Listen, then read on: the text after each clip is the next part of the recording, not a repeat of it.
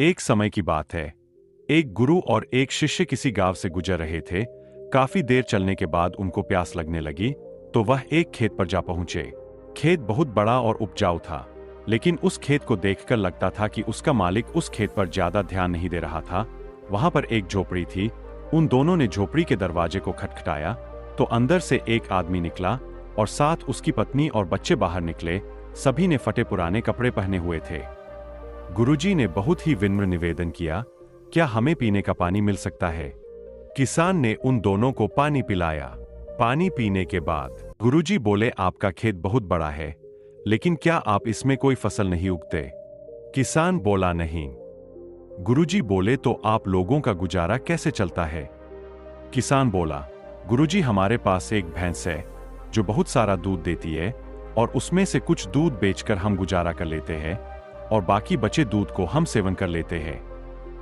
गुरुजी बोले, इतनी बड़ी जमीन को यूं ही व्यर्थ खाली छोड़ना, यह आपके आने वाली पीढ़ी के लिए बहुत ही खतरनाक साबित हो सकता है।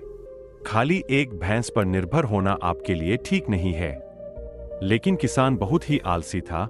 उसने कहा कि हमें मेहनत करने की क्या जरूरत है?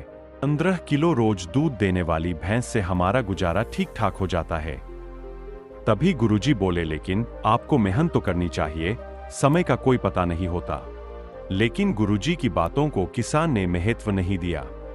अब शाम हो चुकी थी और देर भी काफी हो गई थी, तो गुरु ने शिष्य को कहा कि आज की रात हम लोग यही बिताएंगे और सुबह जल्दी ही यहां से प्रस्थान करेंगे। यह कहकर गुरुजी ने उस परिवार से वहां रुकने के लिए अनुमति मांगी। एक बार जब किसान सहमत हो गया, तो गुरु और शिष्य दोनों वहीं रुक गए। बाद में आधी रात को गुरु ने शिष्य को जगाया और बोले, चलो हमें इसी वक्त यहां से आगे के लिए निकलना है, और साथ ही इस परिवार की भैंस को साथ लेकर कहीं जंगल में छोड़ देते हैं। शिष्य ने अपने गुरु की बात सुनकर आश्चर्य हुआ। गुरु ने उसको सही मार्ग पर चलना सिखाया था। आज वही गुरु किसी के साथ बुरा करने को बोल रहे हैं, लेकिन क्या करें? उसे गुरु की बात को तो मानना ही था। फिर वह दोनों उस किसान की भैंस को लेकर जंगल की ओर चलने लगे, और भैंस को काफी दूर लेकर जंगल में ऐसी जगह छोड़ दिया जहां से उस भैंस का वापस आना नामुमकिन था। इस घटना के बाद शिष्य का मन बेचैन सा रहने लगा। लगभग 6 से 7 वर्ष बाद वह शिष्य एक बड़ा गुरु बन गया था, लेकिन उनकी मन में उस दिन गुरुजी के द्वारा की गई गलती अभी भी याद था। तो उसने सोचा, क्यों ना उस किसान से मिला जाए। अब तक तो वह बर्बाद हो चुका होगा। उसकी आर्थिक मदद करके उस दिन गुरुजी के द्वारा की गई गलती को सुधारा जा सके। शिष्य उस किसान की मदद करने के लिए निकल पड़ा, और काफी देर चलने के बाद वह किसान के घर पहुंच गया। लेकिन वहां पर पहुंचकर वह बहुत ही ज्यादा आश्चर्यचकित हो गया। जो खेत खाली पड़ा रहता था, वहां उसने बहुत ही हरियाली देखी। एक तरफ गेहूं की खेती तो दूसरी तरफ बड़े बड़े फलों के पेड़ लगे हुए थे, और साथ ही एक अच्छा सा बड़ा सा घर बना हुआ था। यह सब देखकर शिष्य ने सोचा कि लगता है वह किसान और उसका परिवार उस भैंस के चले जाने के बाद सब कुछ बेचकर चले गए होंगे। तभी यह सब सोचकर वह शिष्य वहां से वापस जाने लगा, लेकिन अचानक उसने इस किसान को देखा जिसके घर में वह और गुरु रात को रुके थे। तभी शिष्य ने उस किसान से पूछा, अब आपका जीवन कैसा चल रहा है और अब आप क्या काम कर रहे हैं? क्या आपने मुझे पहचाना? कई साल पहले एक रात को मैं और मेरे गुरुजी आपके घर रुके थे।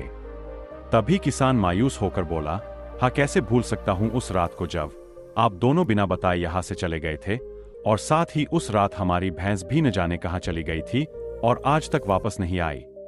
काफी दिनों तक हम इसी बात को लेकर परेशान रहे कि अब घर का गुजारा कैसे चलेगा, और कई साल खाली बैठकर एक भैंस पर निर्भर रहकर हम सब बहुत ही ज्यादा आलसी हो गए थे। लेकिन तभी मुझे तुम्हारे गुरुजी की बात याद आई। उन्होंने भी यही कहा था कि एक भैंस पर निर्भर रहना आपके लिए आने वाले समय पर भारी पड़ सकता है। लेकिन उस समय मैंने उनकी एक न सुनी। लेकिन भैंस के जाने के बाद फिर मैं जंगल से लकड़ियां काटकर बाजार में बेचना शुरू किया, और धीरे धीरे पैसे बचाकर उन पैसों को अपने खेतों में लगाने लगा। फिर धीरे धीरे मैं फलों के पेड़ लगाना शुरू किया। ऐसे करते करते आज मैं गांव का बड़ा व्यापारी बन गया और मेरा जीवन बदल गया। आपके गुरुजी ने मुझे सही कहा था। अगर उस दिन मेरी भैंस नहीं गई होती तो शायद यह सब कुछ आज मेरे साथ नहीं होता और मेरा जीवन भी इतना ना बदलता। यह सब सुनकर शिष्य बोला, लेकिन यह सब तो आप पहले भी कर सकते थे। किसान ने कहा, बिल्कुल कर सकता था, लेकिन उस समय मेरा काम बिना मेहनत के चल रहा था और मुझे कभी लगा भी नहीं कि मैं यह काम करने में भी सक्षम हूँ। इसलिए मैंने कभी कुछ अलग करने की कोशिश भी नहीं की। लेकिन जब मेरे पास कोई और चारा नहीं था तो मुझे लगा कि मुझे कोई और दूसरा काम शुरू करना चाहिए, जिससे कि मैं अपने परिवार का अच्छे से पालन पोषण करूं। तब मैंने अपने मन में ठान लिया कि अब तो कुछ करना ही है, और जो भी करूंगा पूरी मेहनत से करूंगा और पूरी ईमानदारी से करूंगा। इसी तरह आज मैं सफलता के इस मुकाम पर पहुंचा। दोस्तों, कहीं आपकी जिंदगी में इस भैंस की तरह कोई रुकावट तो नहीं है जो आपको एक अच्छी जिंदगी जीने से रोक रही है? अगर आपको ऐसा लगता है तो आगे बढ़ने की हिम्मत करिए और कुछ अलग करके दुनिया को दिखाइए, क्योंकि हर किसी इंसान में होता है हुनर, बस जरूरत है उस हुनर को बाहर निकालने की, उसे पहचानने की।